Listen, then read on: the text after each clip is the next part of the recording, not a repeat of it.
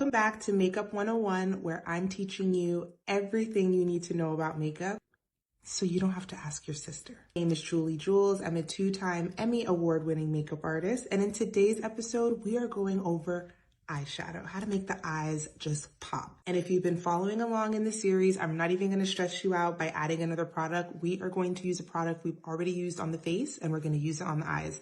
This is gonna make it super easy. But I do wanna talk about carving under your brows, because I do see a lot of people like to do it. It does give you a really clean look. But if you're somebody like me who doesn't like a ton of product on the face, here's my little trick. Instead of going all the way through my brows, I'm just gonna take my concealer underneath my arch and then just clean up my tail ever so slightly. And then I'm gonna bring it down just a little bit. And this is gonna ensure that the brightness is happening right underneath my arch and it's not coming all the way through, because we do want this area to be a little bit more contoured.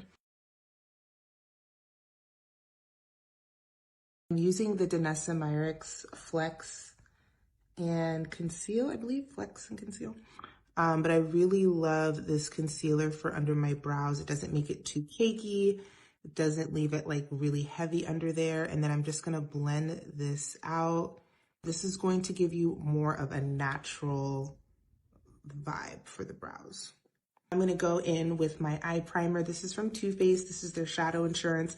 I don't care what kind of eye primer you use as long as you use one. If you have oily lids, if your eyeshadow is moving around throughout the day, it's because you're not using an eye primer. And you could do the concealer and powder trick, but I just find for like beginner friendly and just ease and knowing that it's locked in, I just find that an eye primer is so much easier. And you don't even have to use powder to set it, just let it dry down a little bit. Now this step is definitely optional, but I love adding a black eyeliner. I feel like it always intensifies the look. I'll be using my well-loved Ouzo Beauty eyeliner. I really like this one because it does not bleed throughout my face and it just gives me that nice sharp line. Now, if you have smaller eyes and you're like, Julie, I'm not putting on that black eyeliner because it makes my eyes small. I hear you. But you can cheat and go underneath the waterline and only underneath. So not getting into that pink part, but just underneath. And it's actually gonna cheat and make your eye look bigger while still adding black. So that is an option. Just add some on my waterline.